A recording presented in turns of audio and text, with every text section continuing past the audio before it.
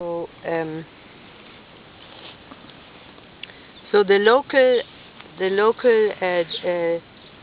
Jewish people here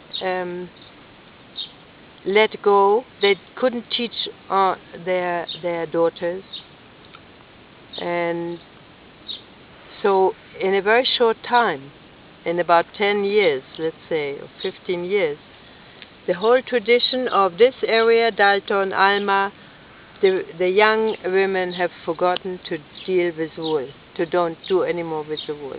The older people have died or are too old to deal with Hutim, and they don't live this style of life, yeah, because a Bedouin woman can sit till she's 90 and do spinning, you know, or making wool with a spindle. Now, I haven't researched the Bedouin. I hear that the Bedouins are still very much involved with the wool, but the average Arab in the villages, they already don't want to deal with the dirty wool. And that's how it's disappearing, the tradition, because the level of cleaning the wool from the sheep when it comes from the fields it doesn't belong to this society anymore. The sterile and hygienic society cannot deal with this level. Yeah. Okay. So I told you that I heard now that some Arabic farmers send hundreds, tons of wool to India because they don't mind, the Indians. They're still on this very low level where they can deal with dirt. So they wash and they spin and they have the knowledge and they do it. But in Israel, the tradition, which is very deeply rooted, and you can see it in the Torah, the comparison with wool or a wool garment is coming up all the time. You can see it, and in the Arabic language, that's very interesting. I have a book of a German professor in the 1920s. He did research. He knew Arabic very well. He did research on the tradition of the Arabs, the Palestine. And he found that the whole language is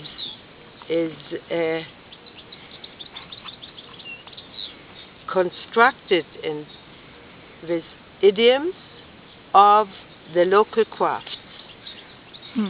When they would, I didn't do the research. It's a friend of mine who asked me to help her with the translation. So that's how I heard it, yeah. You know, when somebody wants to get married, they have an idiom. It connects down how you make a basket, yeah, or weaving. All of this is very deeply integrated into the Arabic language now. These are side areas. But what I would like to really talk about is to bring back the skills and open up the level of being closer to the sheep, know the sheep, know what wool gets very dirty, what wool is easier to use, better to use, know the fleece, and prepare a washing situation. It has to be in the beginning done by hand to understand the real process, because I think to bring an old tradition back into the society, into the land, it has to be, you know, grassroots. It has to start with really doing it. So we have an ongoing wool group here once a week, women come, we meet. At the moment it's not the local, it's like who is in ecology awake and wants to share this project. So that's really what I see, what we saw at the time in the revolution, that if one can bring this issue onto a broader level, that people will see that the wool is disappearing. They sell it. It's mostly going to the Mizbale, you know that?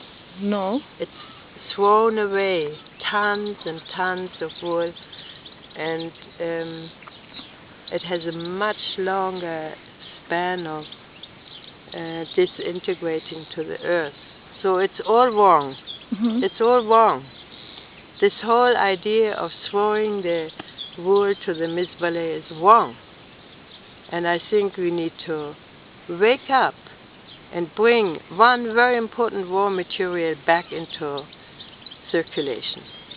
That would mean that we're actually wearing wool clothing, making wool carpets, making felting, whatever, felting, all the skills, felting, spinning, weaving, knitting, come back, give a meaning to the life of people.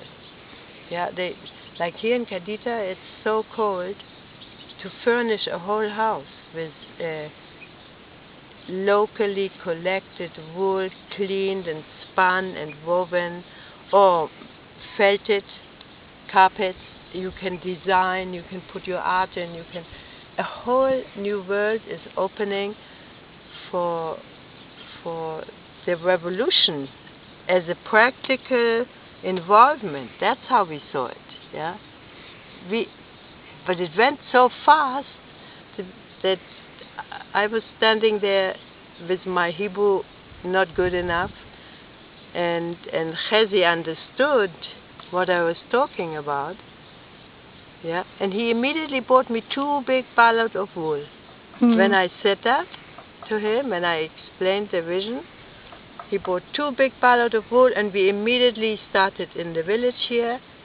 Women came together, we sat around a bowl and cleaned, washed the wool first.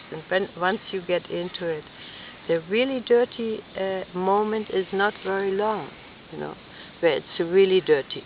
And then it becomes such a pleasant material. It's a fiber which we don't know anymore. We are wearing this kind of material. In the winter, everybody has synthetic sweaters from China. I hate buying things from China. Yeah, but you hate buying, but what else can you buy? I know, it's a problem. That's why I hate it. And they have all the designers, and they make beautiful, and the colors are lovely, but parallel could be a field where you collect the flowers now in the spring. It's amazing. It's an abundance of different flowers and roots and leaves which color the wool. Much different colors, you know, not so screaming.